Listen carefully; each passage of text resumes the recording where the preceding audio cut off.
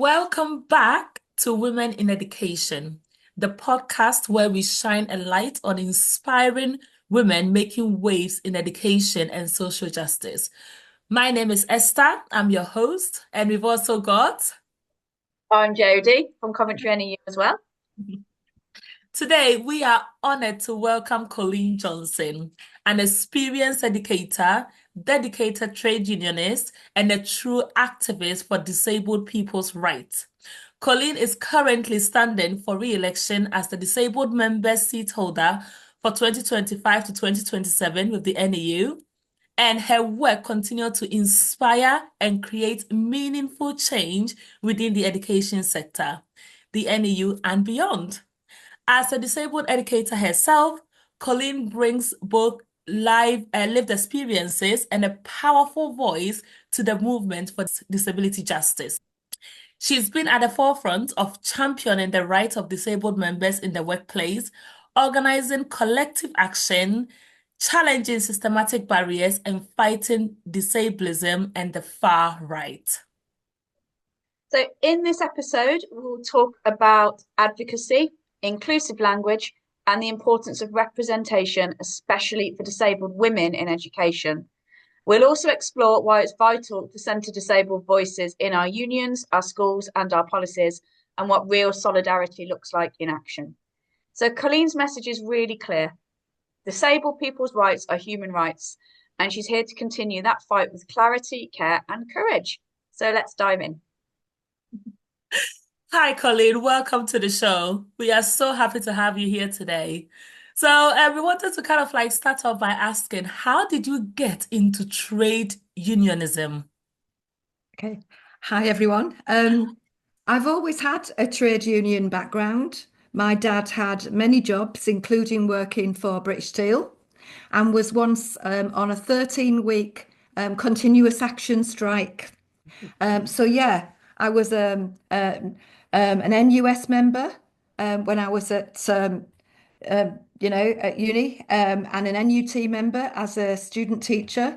And I got more and more involved when I wrote to the chair of education in Birmingham, listing 20 jobs where I hadn't been selected for a promoted post due to my impairment. He suggested, no, it wasn't due to that. It was because I was difficult, by which he meant an active trade unionist. So there you go. I'm a primary school teacher and I've worked in inner city Birmingham and more latterly in Worcestershire, being Key Stage 2 lead and maths lead. And so all of this rolls together, really well, the activism and the teaching. That's lovely. My goodness. So it sounds like you've been in it like since you were young. Yes. Unlike me, I've only just like kind of like discovered a whole kind of like trade unionism and all of that since becoming a teacher. So my background is in like in early childhood studies, and I've I remember when I first started work and they're like, oh, you need to join a union. I'm like, what's that? I've never come across anything like that in my life. But when I became a teacher and then with the strike action going on, and I was like, oh my God, I need to join and find out what this is about. And I was like, this is my people. I love it here. Oh, So very, very different experiences there. Yes. that's lovely, isn't it? This is my people. That's really Yes. nice. Exactly. Oh, So, Colleen, I always love talking to you because you're so knowledgeable about everything. You're so passionate. And if you ever need the answer to a question, Colleen is the person to come to. Don't worry, I'm not going to test you, but I think you'll be well placed to answer this.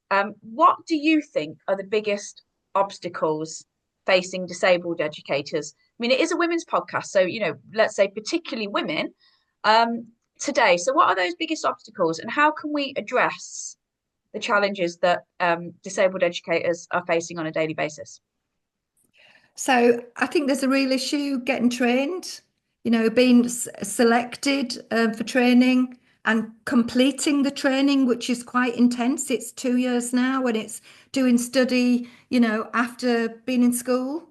And of course, more disabled people are women. So we've got to bear that in mind. Getting a job, that can be really, really tricky. There can be lots of gender bias there. Staying in work, with the sickness absence triggers, and let's not forget, more women are carers for children and carers for elderly relatives too. That's something particularly that women do. There can be that lack of promotion. That's what really, sort of used to really annoy me. And challenging lots of biases. I would go for, interviews with long sleeved cardigans on to try and mask my impairment at one point. And then people would look at me and say, well, of course, we don't expect you to teach year six. And I thought, really? So I mean, challenging all those biases really by having role models and others really, around you sharing the loads and the same in your family, but yeah, there are barriers there regards our profession, as well as the workload, yeah, which we all know. So I always say a win for disabled members is a win for all of us, and I think that's very much the case. Absolutely. And I think you know what, from what you said, it leads straight into the next thing that I want to find out, which is like um trying to get people to understand why the social model of disability is important. Because I think it will link in quite well with what you've just said. So what do you think about that? So, the social model of disability is a model that was created by disabled people themselves in the 70s, and it focuses on those barriers. Yeah. And the barriers specifically that we focused on as the NEU in our, things like our Pride logo are things like, the built environment, be that, buildings and the transport system, communication, whether that's the incorrect font size or, background colour, whether it's lack of BSL interpretation or lack of hearing loops, the attitudes when they, are very, limited, which is one I've just spoken about, are very negative, can be pretty bad, and institutional barriers such as, the medical profession at times or the legal profession. And these are barriers faced by people with impairments that disable them. And I'm not too precious about language. I can say impairments, I can say their differences, I can say their long term, health conditions, whatever. And, what another one of the, I mean, there's different models. There's Yeah. the medical model, which basically says we're broken, and I don't go along with that. And there's the charity model, which says we all deserve, pity, which is pretty awful too. Yeah. So you get us on our soapboxes, and we will, use some of the quotes from the disabled people's movement in the past. Things like, piss on pity, we don't want that. And we don't want inspiration porn either. Inspiration porn is, look at these poor little disabled people and all the inspiring things they do. No, we don't need that either. So there you go. The social model is about the barriers, Yeah. which you've very well picked up in the question before, Yes. which are barriers to our profession. I can remember having a conversation, a wider conversation. It wasn't just the two of us, Colleen, Right. with others around. It was things like I think it was comic relief, maybe, or Oh, children in need. might have been children in need, possibly. Yeah, around that. Did you call it inspiration porn? Yeah, Call it that? Yeah, it's very charity model, isn't it? Those kinds yeah. of things are very charity model. And it's so important that you're raising that because I think quite often we don't consider that. It takes someone to explain it to us.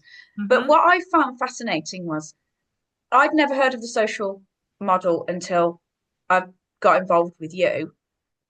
But to me, that's obvious. It's an obvious way that we should live, and it's how society should function. So I'm Mm. quite surprised that it isn't. Mm. Maybe we all live in an echo chamber, don't we? I guess.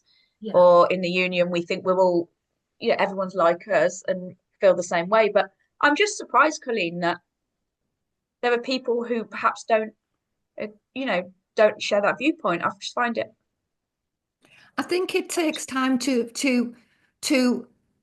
it takes time to appreciate, to understand. I think it's, people have got to realize that actually this idea that we're broken has to stop Mhm. because, humanity's diverse, isn't it? It's diverse in language, it's diverse in culture, in skin color, and it's diverse in terms of, impairments too.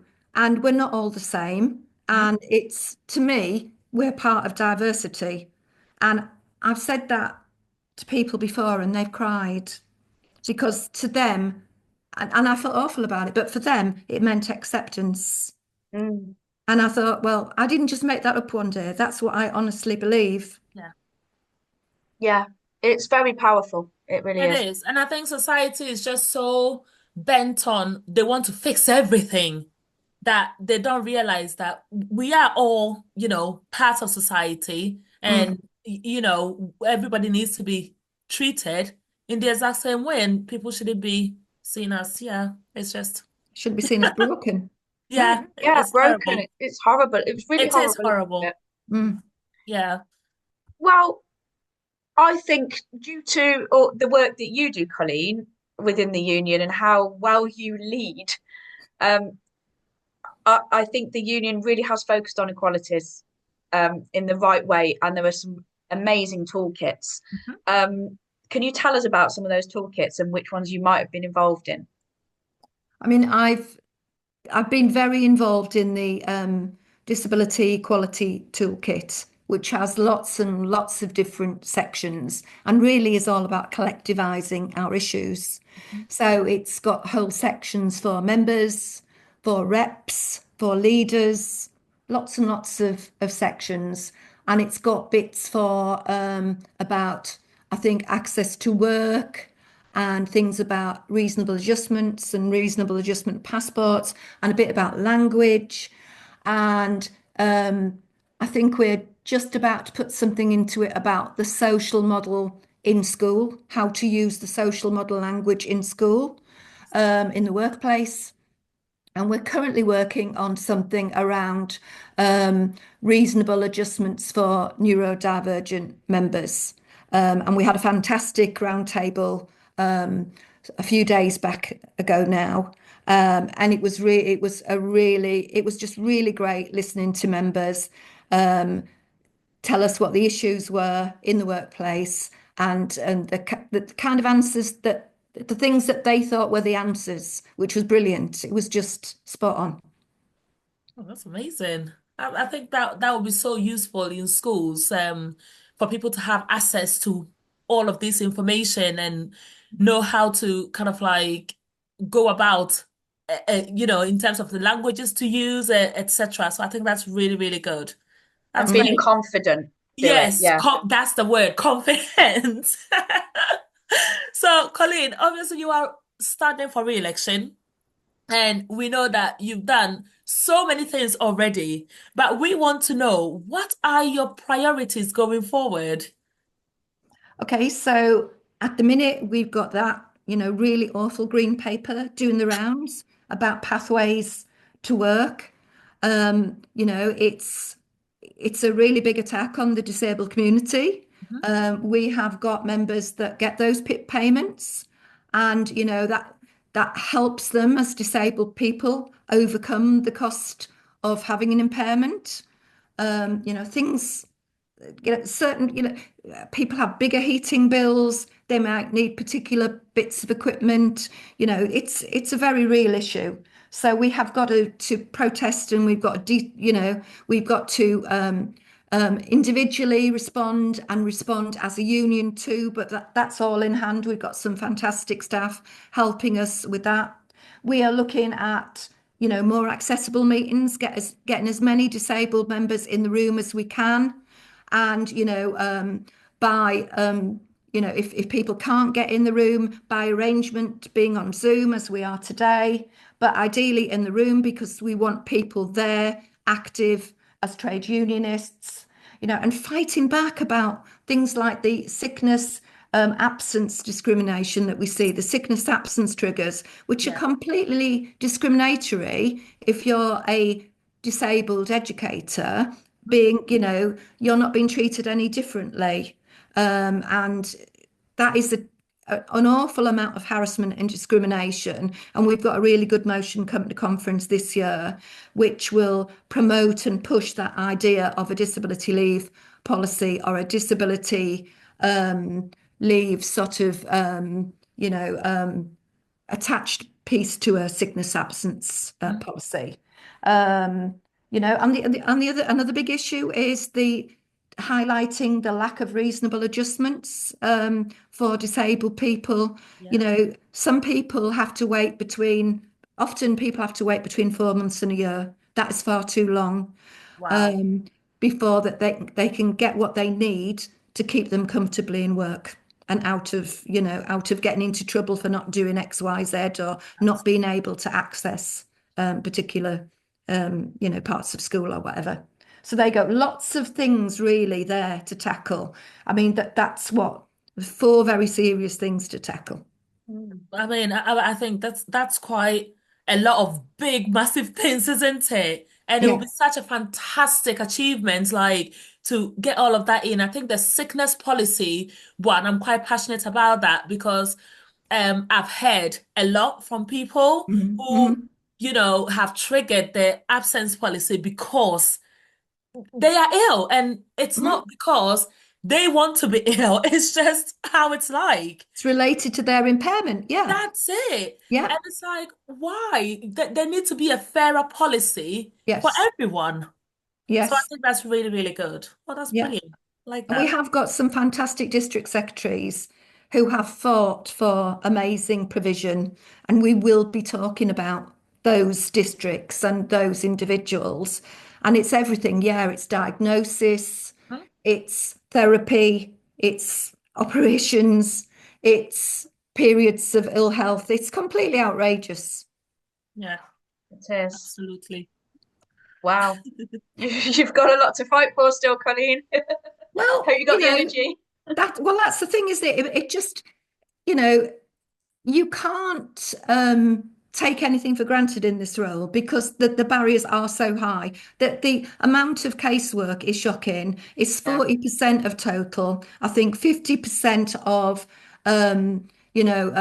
casework that gets legal backing, it belongs to disabled members. It's not something that I'm proud of, but if anybody, asks me the figures, I know them, and to me, it proves there's still a battle very much to be fought quite seriously. Absolutely. Well, I guess following on from that, you know all this because you have this leadership role in the union. Um, Mhm. what advice would you give to other disabled members who might be considering getting involved in their union branch or their district or becoming a rep or taking sort of any roles? What would your advice be? Um, oh, can I? Yeah, I'm gonna answer that. Then I'm gonna take a little step back because I've just thought of something else. So, advice for other disabled members in the union would be, you know, um, considering leadership roles in their union or in school, to go for it, to be career minded and find a decent workplace and absolutely go for it. There's always that issue. I see people who are really, really happy in their workplace and they're going really well. They love it. And then their head will change and it will become a toxic workplace and their job will be at risk. So, find a good workplace and then really develop yourself and really develop your career. Because, yeah, we are just as much career minded as the next person. And regards the union, my advice is very clear about this. Do the groundwork. Absolutely do the groundwork. Join the organising forum. Listen Mm. to other people. Organise events. Go to TUC Disabled Workers Conference, where you'll meet loads more other disabled people in different professions. And there's no fast route to, to, there's no fast route to becoming a seat holder, Yeah. because otherwise you just look silly. But that's what I did. I did a very long apprenticeship. Um, I did. I spent a lot of time with very good people, listening, learning, discussing. So yeah. So can I just take a tiny step back? Yes. When you were asking me about um, priorities, I Yes. think, collectivizing. I think that's where I was going when I lost my train of thought. You know, collectivizing against the far right. Oh my. We know, that our communities are under siege, whether they're LGBT plus, whether it's the Black community, whether Hmm. it's our community. We're all in the line of fire. Yeah. It's scary times. Sharing those lovely toolkits that all of them that Jodie spoke about earlier, and having diverse organising forums, with people from all different impairment groups, all different equality groups. These are really good ways of, moving forwards. Yeah. And we've made considerable progress there, but we need to keep keep doing those things. Mm. Wow, that's amazing. That's really good. But yeah, I agree with the far right. I think so much is going on at the moment, and we really need to, as a collective, stand together against them. Yeah, it's really, really, really a very bad time. Who'd have thought a couple of years ago that we would be in the place we are now, when a Labour government are making very odd choices about bits of legislation. Um, I don't even have to say what it's called, but the one that's really, really dire. Um, You know the one I mean, before we Mm. even got to the PIP one. Yeah, But God. anyway, before we even got to the green paper one. But, Hmm. at the minute, that's what's confusing, that people can't really see who the clear enemy is because a Labour government are blurring issues. Hmm. And the Labour government aren't making life better for ordinary people, um, including people from all the different equalities groups. Mm. It it drives people to the far right, doesn't it? That Well, that's it's what's just, happening. Yeah. I mean, I just can't, you know, it's just really, really, really disappointing that they almost seem to be competing with reform for the Mm. same kind of, with the same kind of rhetoric. Yeah, Mm. It's a huge mistake. it Yeah. is. And scary. Yeah. Mm. Right, Colleen. So, my goodness, you do a lot.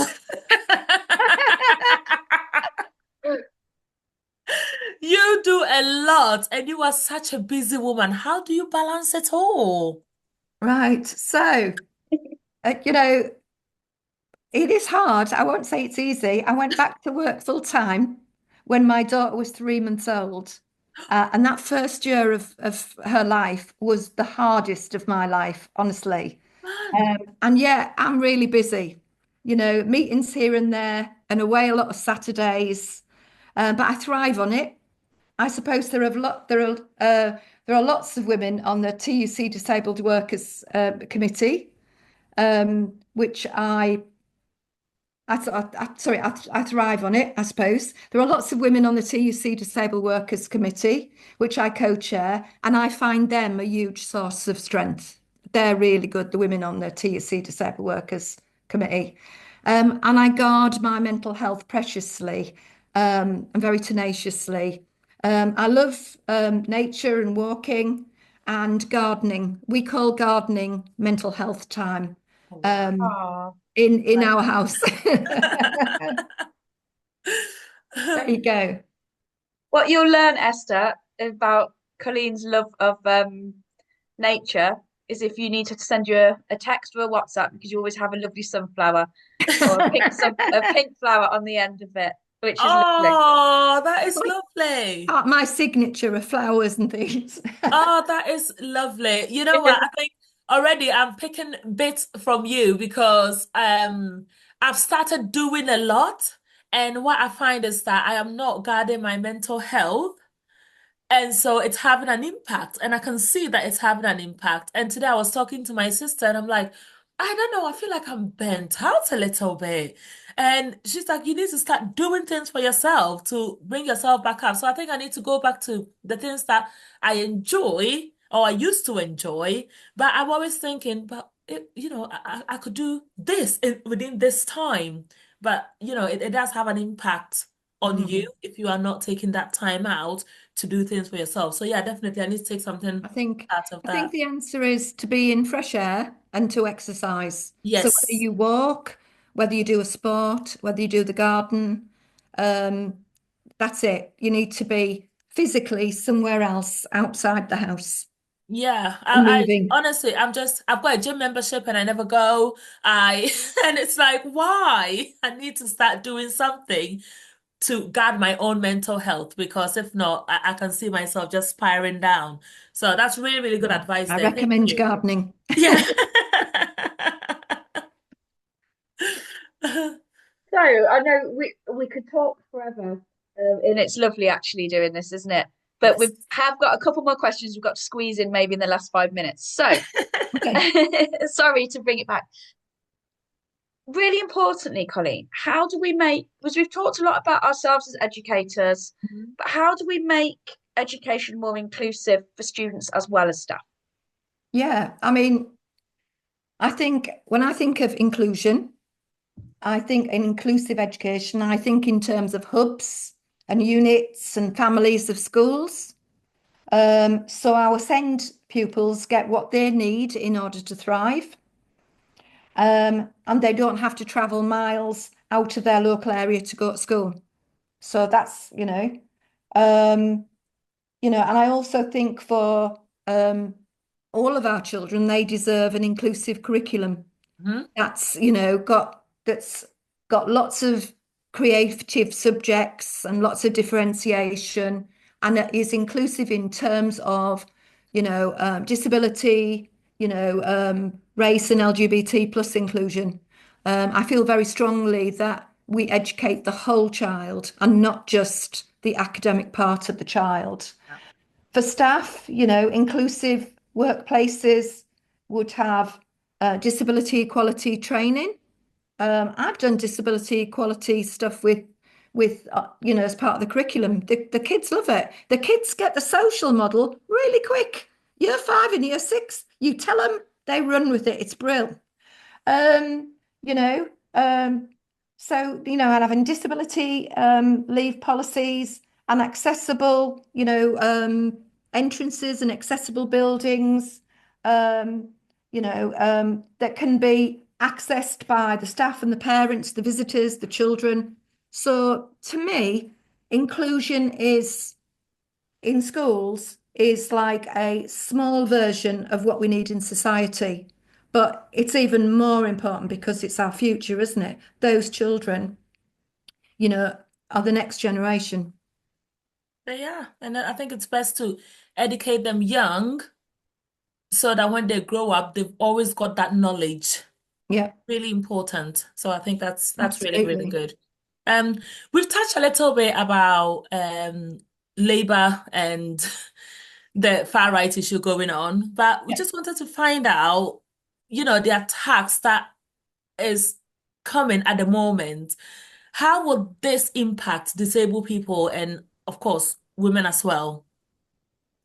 I mean, as I say, it's a green paper Mm. on, that really looks at reforming support for disabled people, pathways to work. But actually, PIP isn't a directly related social security benefit for related to work at all. It's supposed to be to alleviate the costs of being disabled. I mean, a new wheelchair costs hundreds, if not thousands of pounds. It's shocking. And the kind of things it helps with are things like dressing, Hmm. washing, cooking, eating, and toileting. All those kinds of things are different sections. And you used to get some amount of support if you got, I think, 4 points across all of the different categories. Now you've got to get, I think, 4 points in one category, which is big, and then maybe six across the whole thing. It's something like that. And this means a lot of people are going to go without help. And for some people, that's going to be have a huge financial impact. And for other people who haven't got the ability to alleviate that loss in another way, they're just going to kind of fall into poverty. It actually might cause more unemployment of disabled people. Now, the government rhetoric is that, everybody should be in work, been doing some kind of work. Well, the reality is that an awful lot of our disabled members work flexibly or they work part-time because of their impairment. Because it's such a blooming intense job as well, I'll be honest. I think if the job wasn't so intense, there wouldn't be this great need to do that. So, as I say, we've got people on part-time. There are going to be people who cannot deal with that loss of income. And as I say, they will just fall into poverty really, and it will cause unemployment. And I think the at the minute, employers are supposed to give adjustments, but you can see from what I've said before, it's a real battle getting adjustments in the workplace. And so many people apply for a pot called Access to Work, which will support a disabled person additionally to what the employer can provide. So it's things that are a bit more expensive or a bit more personalised to that individual. And there's a long, long waiting list for access to work support.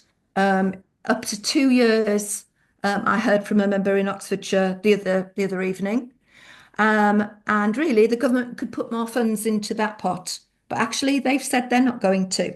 So at the minute, we've got disabled people being pushed towards employment, having very little financial support for their needs, but employers not always giving them adjustments and access to work, just having a long waiting list. So you can see this is a really bad recipe, isn't it? Because it doesn't click and come together at any point at the minute. So it's very worrying. So those are the issues really.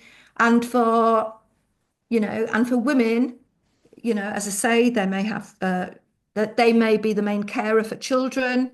But for anybody in a family, any adult in a family that's disabled, or for young people as well that are disabled. I know of a couple of young people who are, I don't know, between 16 and maybe 22, something like that. And they are working part-time or they are active part-time because of their PIP payments, because they have that support to be as independent as possible. They're never going to be completely independent, No. but to be as independent as possible and to do some kind of activity or work. And what it actually means now is that that safety net will be taken away, and those people are only capable of working part time. So a lot of it just doesn't make sense, and it just, to me, seems quite a cynical cost cutting act, and it just falls into that narrative of, you know, um, you know, shirkers, people who just don't want to work, and it's just really unfair. Yeah. Does that explain the difficulty with it? It has, like I think there is so much, and when you explain it in that way, you're like, oh my goodness, that this is going to have such an impact on so many people. Yeah. Yeah. I mean, if you need somebody to help you do the simplest of things, washing, you know, um, going to the bathroom, whatever. Why shouldn't a caring society support you with that help? You'd be Yeah, Yeah. employing somebody else to do it as well. It doesn't make any sense. no, it doesn't. We should be taxing people who have vast amounts of wealth. That's where the money that we need should be coming from. That's it. And we all know that that's not coming from there. No. Oh, Or we shouldn't be sticking to this idea of just restricting our, keeping to a spending target that we've arbitrarily created. That's a choice Yeah. Anyway, yeah. I shall stop talking now. Nice for that. Well, well, as I said before, there's so much to talk about, isn't there? And it's always great to get your insights. And this is why you've done an amazing role so far um in your role as the exec member. So absolutely good luck in your re-election. My paper's here ready to be crossed. And I know that I couldn't imagine it without you. I couldn't imagine the exec without you there advocating for all the disabled members. So really good luck, Colleen. But we are close to the end, aren't we, Esther? Yes, Now, we are. I guess you've already sort of answered this because Yeah. we talked about what do you like to do to relax. So, is there anything you haven't told us? What Um, don't we know about you? um, I don't know. I really like cats. I'm vegetarian, mostly. Um, I don't know. That's I think union activity takes up most of my time. Oh, I like indie music. There you go. My Oh, partner is a musician, so that's a lovely distraction. To have music in the house. There you go. There's my secret. Ah, but that's a nice secret to have. It's lovely. Oh, Colleen, it has been amazing to have you here. And you are so brilliant and so knowledgeable. And I've learned so much in such a short space of time. So thank you so much for coming. Jodie, you got anything else to say? no, just it's great to have such a positive chat, isn't it? Yeah, About such important issues, but in a hopeful and positive way because there's so much to fight for, isn't there? So thank you for that. Absolutely. yes. Yeah. It's lovely to chat to you, and particularly Esther, a chance to get to know you better. Thank you Yes, for thinking of me and inviting me on. absolutely. And I can't wait to see you at conference so we can like have a face-to-face chat properly as well. Fantastic. All right. Thank you so much, Colleen. Bye. All right. Thank you. Bye.